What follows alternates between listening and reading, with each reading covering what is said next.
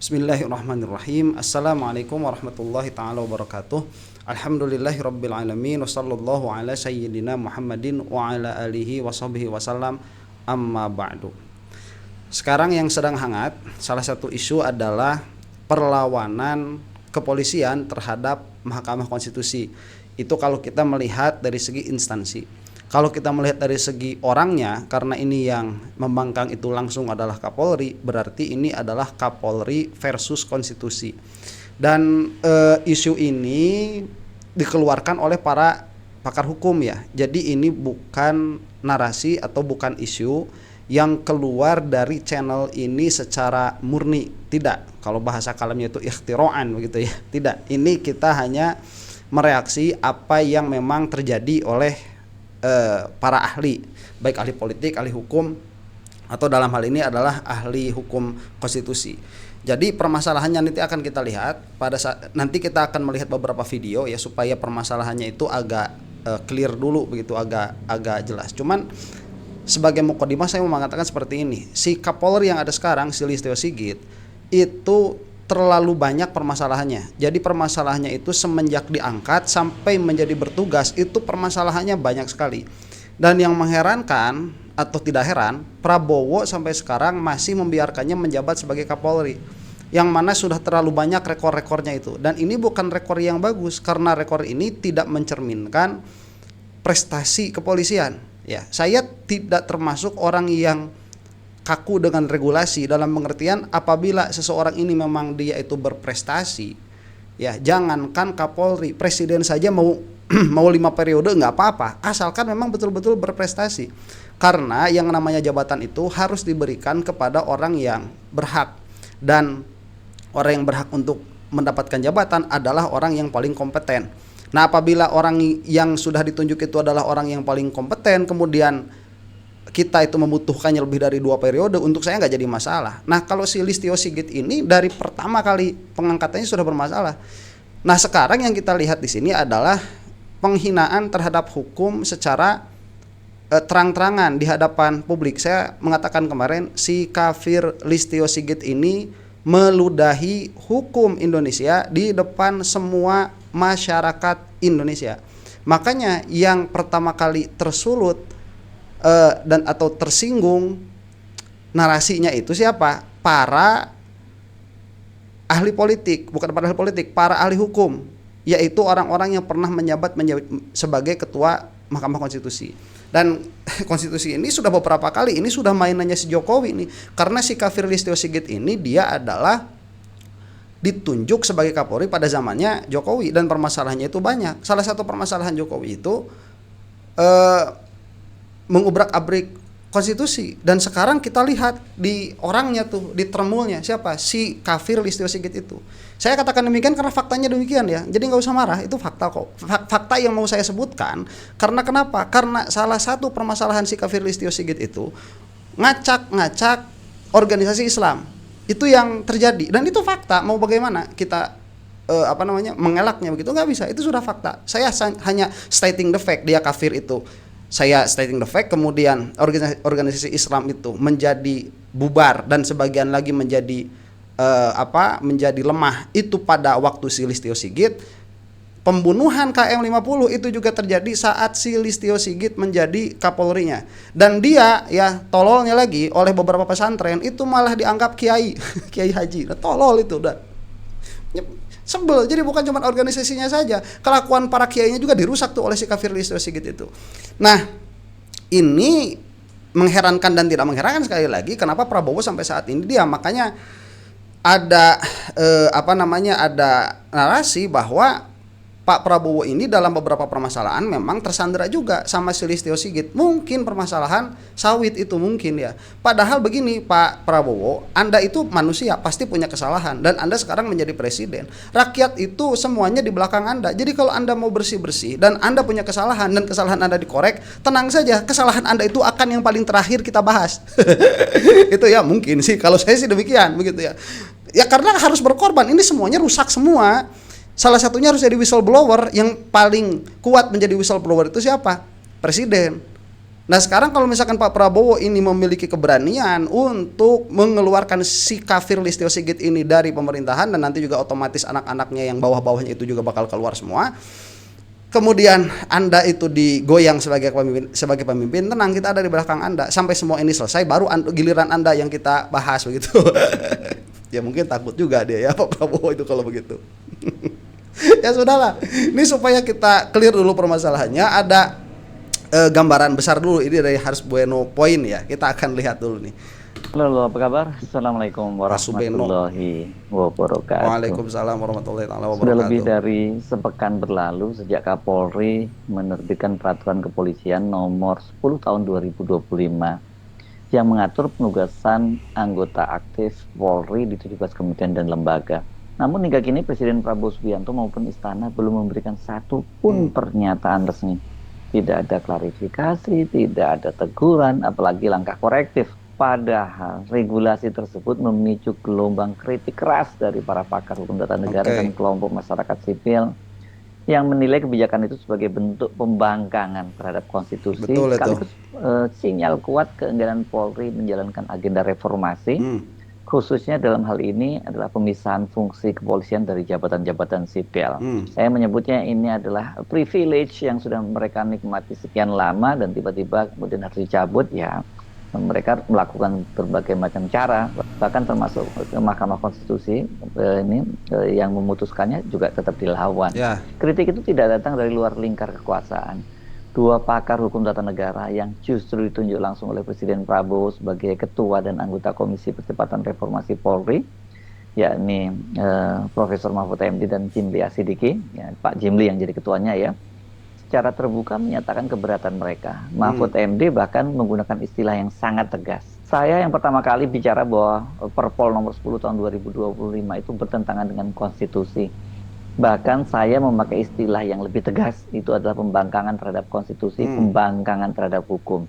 Itu disampaikan Mahfud MD saat menghadiri kegiatan serap aspirasi Komisi Percepatan Reformasi Polri di Universitas Hasanuddin Makassar hari Selasa kemarin, tanggal 16 Desember 2025. Oke, sebentar ya. Nah, Pak Mahfud MD di sini lebih tegas daripada Pak Jimli Asidiki, karena nanti di akhir kita akan membahas bagaimana pola pikirnya Pak Jimli Asidiki. Karena Prof Jimli ini dia itu berlaku seperti orang yang pengen bijak sekali dalam semua permasalahan, termasuk di dalam permasalahan ijazah pun demikian. Jadi ingin berlaku sebagai orang tua yang mengayomi begitu ya. Itu yang image yang berusaha dibangun oleh Jimli Asidiki, padahal pada akhirnya yang kita lihat bukan mengayomi, rusak di dalam berpikir Jimli Asidiki itu. Nanti akan kita buktikan di akhir. Kalau Pak Mahfud MD ini lebih tegas daripada Pak Mahfud, meskipun pada akhirnya Pak Jimli itu tegas juga sikapnya. Cuman bukan hanya sikap yang kita bahas di sini, termasuk juga di dalamnya adalah pola pikir. Nanti akan kita bahas itu. Kita lanjutkan dulu sekarang.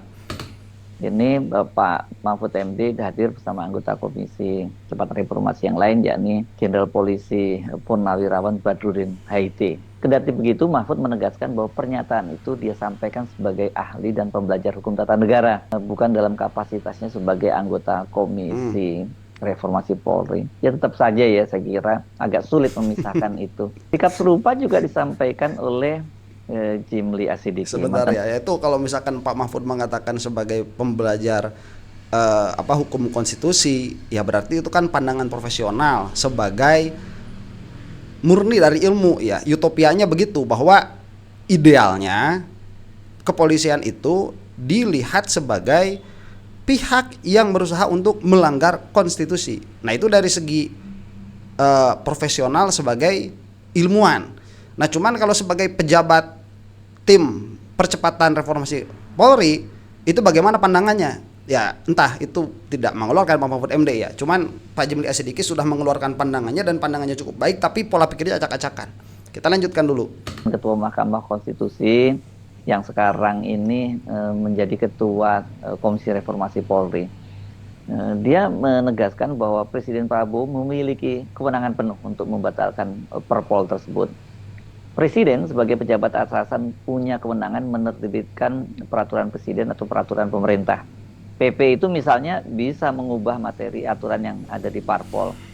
Itu boleh dan jauh lebih praktis, kata Jimli. Ini maksudnya Dia ingin memberikan jalan keluar ketimbang perdebatan yang luar biasa seperti sekarang ini. Nah itu yang saya maksud, ingin memberikan jalan keluar. Mesti seperti itu. Padahal orang ini kan Pak Jimli itu tidak memiliki kekuatan hukum sama sekali omongannya itu.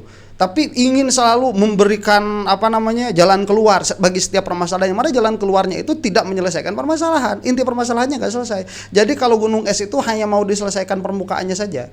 Makanya malah menjadi lelucon. Anda yang menonton channel saya banyak sekali yang berpandangan negatif terhadap Pak Jimli Asidiki, dan itu adalah pandangan yang cerdas menurut saya begitu ya. Baguslah itu. Jimli menyatakan hal itu di Kementerian Sekretariat Negara pada hari Rabu tanggal 17 Desember 2025.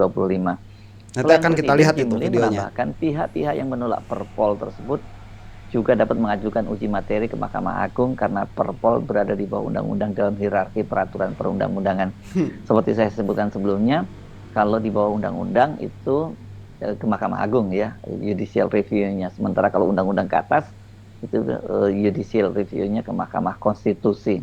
Walaupun materi Perpol ini kan ini merupakan pembangkangan terhadap keputusan Mahkamah Konstitusi. Betul, ini nanti permasalahannya bukan hanya bahwa Perpol ini bisa dibatalkan, kemudian Perpol ini bisa diuji materikan dan lain sebagainya. Bukan itu nanti permasalahannya. Permasalahannya si kafir Listio Sigit ini dia secara sengaja sudah berusaha membangkang terhadap konstitusi. Dan itu narasi yang dia ucapkan. Itu kebodohan. Nanti akan kita lihat juga ya bagaimana responnya si kafir Listio Sigit itu tatkala ditanya itu oleh wartawan tuh. Sebelumnya menyikapi berbagai kritik termasuk dari koleganya di Komisi Reformasi, Kapolri Listio Sigit itu meresponnya dengan santai. Biar saja yang bicara begitu. Ya, kita akan lihat nanti videonya ada ini. Istana Presiden hari Senin tanggal 15 Desember. Listio mengatakan penerbitan Perpol itu dilakukan setelah dikonsultasikan baik dengan kementerian terkait, stakeholder terkait, dan lembaga terkait.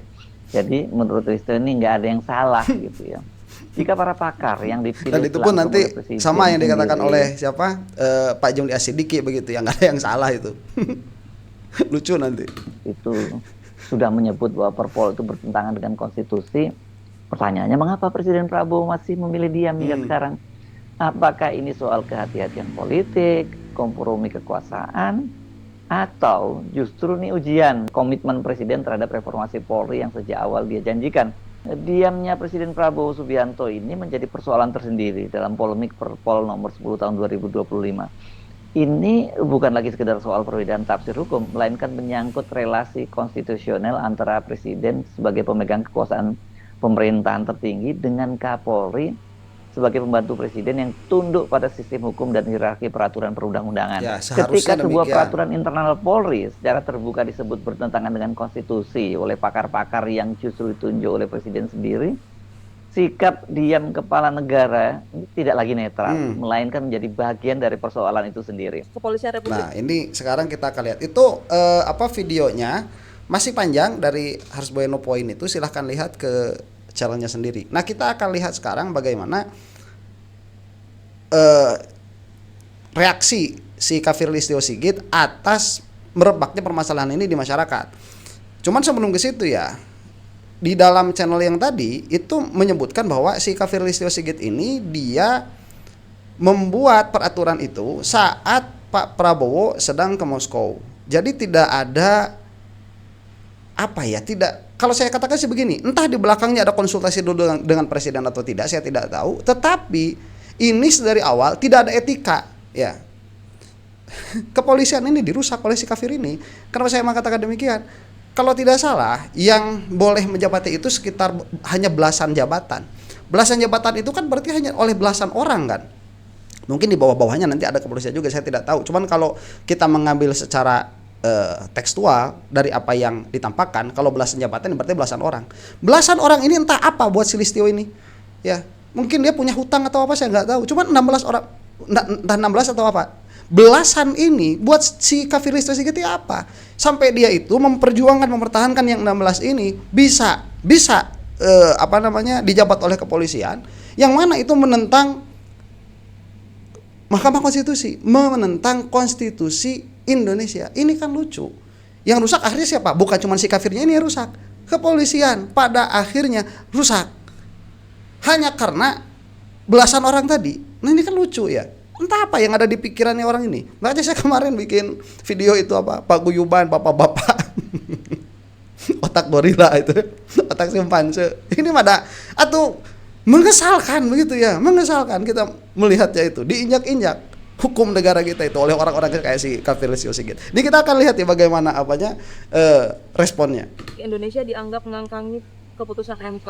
Biar saja yang bicara begitu, tapi yang jelas langkah yang dilakukan oleh kepolisian sudah dikonsultasikan. Oke, coba lihat bahasanya ya. Biar saja orang yang mengatakan seperti itu. Ya apa? Kamu itu tolol apa? Listio Sigit, setidaknya kamu itu punya humas. Setidaknya ngomong biar nanti humas saya yang berbicara. Ya, lo kok biar saja itu? Ya apa sih? Ini menunjukkan kamu itu sudah terlalu pede dengan jabatan yang kamu pegang. Ini orang sudah terlalu pede. Seorang politikus itu nggak bakalan berpikir seperti itu. Nggak bakalan ngomong seperti itu. Seorang politikus, biarkan saja, nggak bakalan. Dia ngomong kayak gitu, termul-termul. Itu bakal bilang kayak gitu karena mereka itu para politikus, apalagi pejabat. Saya katakan kenapa politikus, apalagi pejabat, mereka itu memiliki marwah di dalam negeri demokrasi untuk mendengarkan semua kritikan yang masuk ke dalam mereka, ke dalam diri mereka. Ini kok seenaknya ngomong. Coba lihat nih, Indonesia dianggap mengangkangi keputusan MK. Biar saja yang bicara begitu, tapi yang jelas tolol kan ya. Bagaimana dasar langkah yang dilakukan oleh kepolisian sudah dikonsultasikan. Yang jelas Polri tentunya menghormati putusan MK.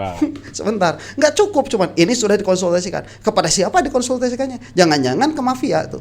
Kepada siapa? Kemudian ini mengatakan menghormati. Lah menghormati kok malah menerjang. Sen kiri belok kanan dasar ini ya.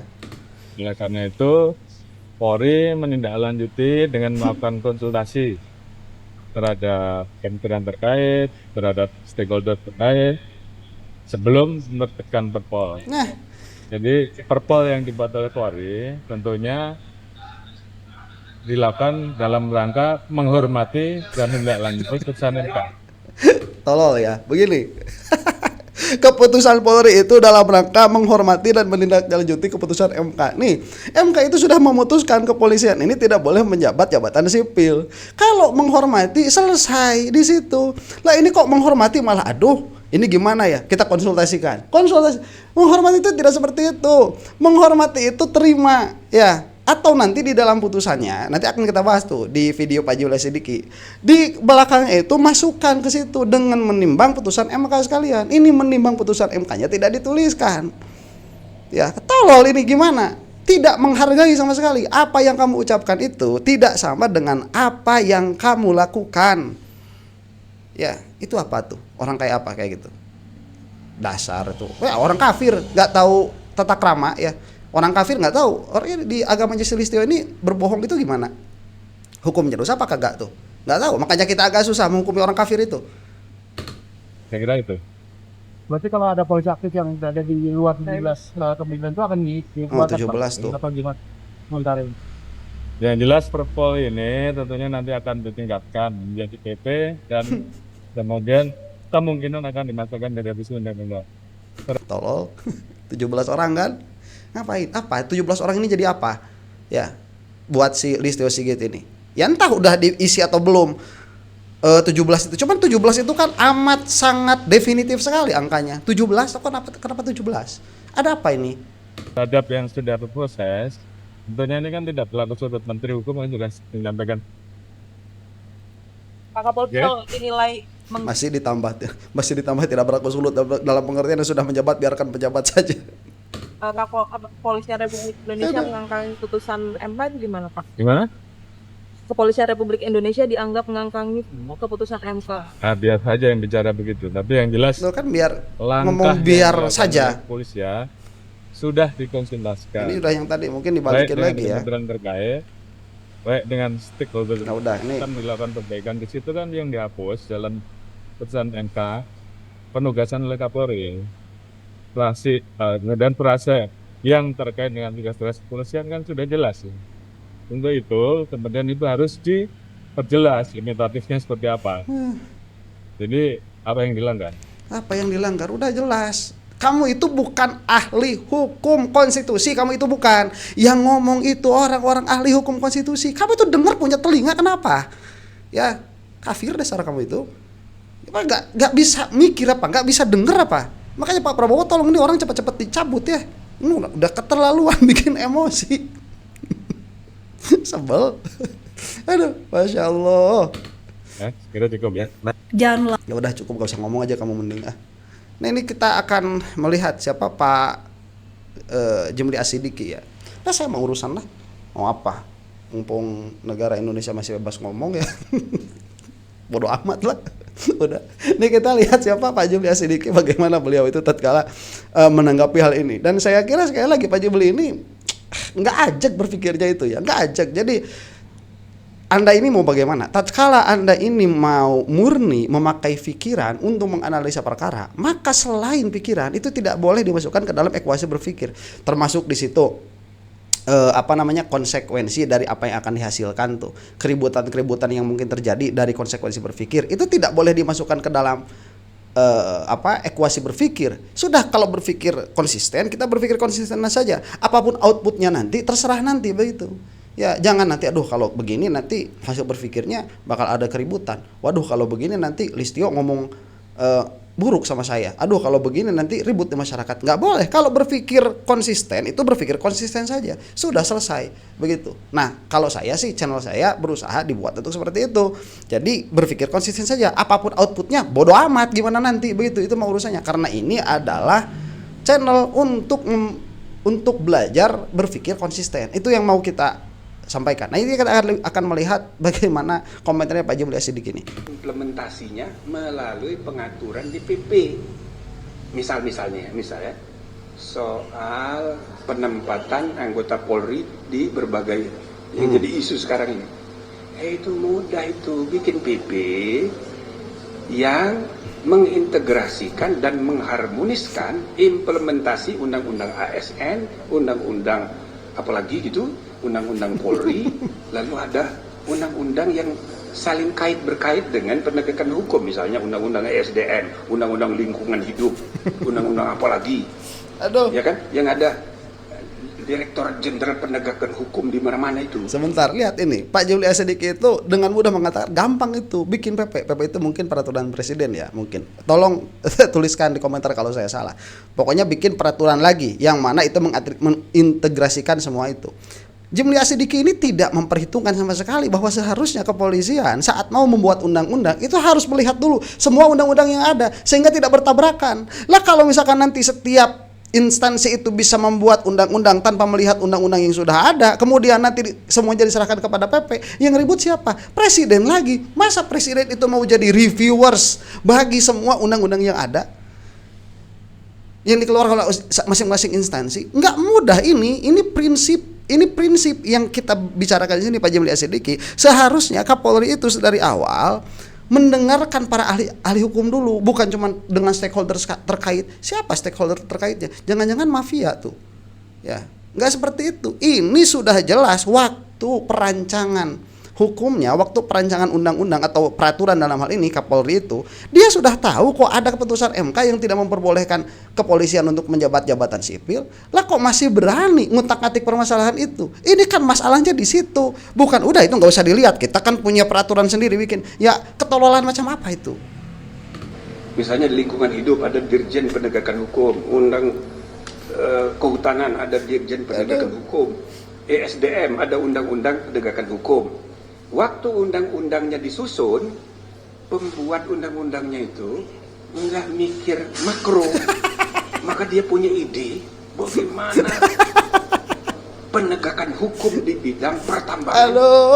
Harus ada dirjen, dibikinlah dirjen. Ini kerancuan macam macam apa? Lalu di kehutanan juga begitu. Lalu pas nyari orangnya, menterinya itu kirim surat kepada Kapolri.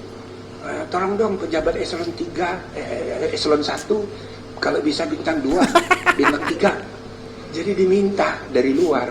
Nah ini harus diatur di PP.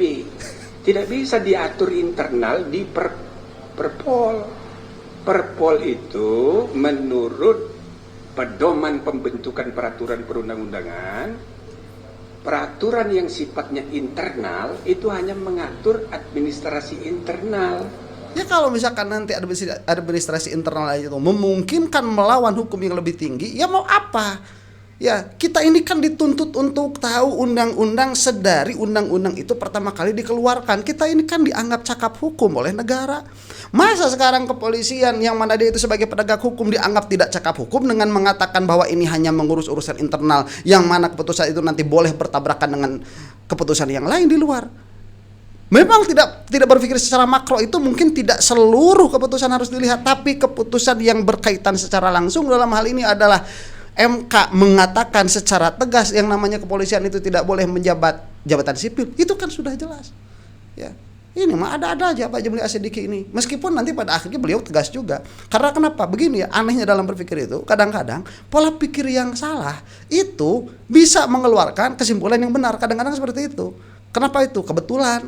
Ya, kadang-kadang yang namanya qadhiyah ittifaqiyah disebutnya nanti ya. Itu kebetulan saja, kebetulan seperti itu nanti kemudian keluar kesimpulan yang benar karena kebetulan. Cuman kalau yang jelas kalau pola berpikirnya itu benar, dia pasti akan menyampaikan kepada kebenaran begitu. Kalau musalamatnya benar. Ya cuman saya menunjukkan saja ini bagaimana Profesor Jimli Asyidiki ini acak-acakan. Pada akhirnya memberikan ruang kepada kepolisian tadi untuk tidak melihat apa-apa yang ada di luar. Kita ini loh waktu itu ingat kan ada peraturan lampu harus terang di siang hari itu. Itu orang-orang banyak ditilang gara-gara tidak menyalakan lampu di siang hari. Kenapa? Karena tidak tahu peraturannya. Peraturan itu kan mengikat kepada kita nih. Yang mana kita harus cakap hukum, kita harus tahu dan kita harus mengimplementasikannya sejak peraturan itu pertama kali dikeluarkan. Banyak yang ditilang gara-gara itu. Nah sekarang berarti kan dengan prinsip yang sama seharusnya kepolisian itu tahu bagaimana MK itu sudah melarang demikian dan demikian. Tapi dia dengan sengaja melanggar itu. Mau dibikin apa? Ini bukan kepolisian secara lembaga, ini mah kelakuannya si kafir Listio Sigit. Udah jelas itu mah. Kalau ada masalah yang irisannya itu berhubungan antar instansi, nggak bisa diatur sendiri secara internal. Maka orang bilang, loh ini kok ngatur-ngatur sendiri nih perpol gitu, makanya ribut. Gitu. Nah, makanya kepolisian itu ngapain bikin ribut coba setidaknya. Kalau misalkan undang orang-orang seperti ini, ya dilibatkan sedari awal, kan dekat orang gampang ada nomornya, bisa WA-an gitu.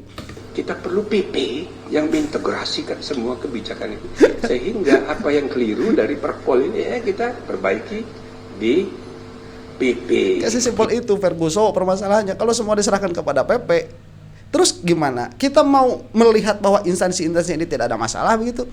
Mereka kan sudah punya jobnya tersendiri. Masa semuanya nanti diserahkan kepada PP ya atau kepada yang lain? Ini harus rapi dari awal masing-masingnya begitu. Yang mau dikatakan sama Pak Jimli ini dalam pengertian bahwa udah kita nggak usah ribut. Kalau memang ini bermasalah nanti ada kok yang menyelesaikannya. Lah iya kalau ada yang menyelesaikannya. Kalau tidak, kalau di belakangnya itu ternyata Presiden Prabowo ini memiliki hutang kepada Listio Sigit dalam bentuk apapun itu atau tersandra secara politik, kemudian diberi ruang kepolisian ini untuk membuat peraturan seenak mereka.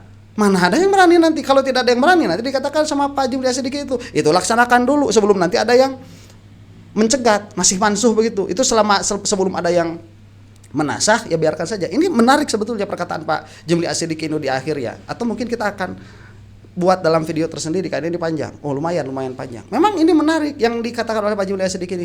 Di mana menariknya? Kacau pola pikirnya. Kacau. Makanya saya sering mengatakan ini ya seorang ahli dalam suatu bidang tertentu itu belum tentu memiliki pola pikir yang ajak, belum tentu. Karena keahlian itu dia kadang-kadang adalah skill, bukan kemampuan keajegan di dalam berpikir, termasuk di dalamnya bidang hukum. Makanya kita sering akan menemukan misalkan orang-orang yang pintar fisika, pintar matematika, pintar biologi, tapi mereka bodoh sekali di dalam filsafat. Padahal seharusnya kan filsafatnya dulu nih, karena semuanya itu cabang dari filsafat, cabang dari logika semuanya itu. Dan saya bisa membuktikan hal itu. Tapi itu tidak terjadi. Kenapa? Karena sekarang di Indonesia ini salah satunya yang namanya keahlian-keahlian itu udah menjadi skill, bukan menjadi turunan dari pola pikir yang ajeg. Ya itu termasuk salah satunya dari Pak Jimli Asyidiki. Demikian dulu lah. Saya mau mengatakan mudah-mudahan si Listio Sigit ini cepat-cepat stroke lah, udah sebel saya mah. Nggak ada yang bisa nurunin dia mah begitu ya. Demikian wallahu taala alam bisawab. Assalamualaikum warahmatullahi taala wabarakatuh.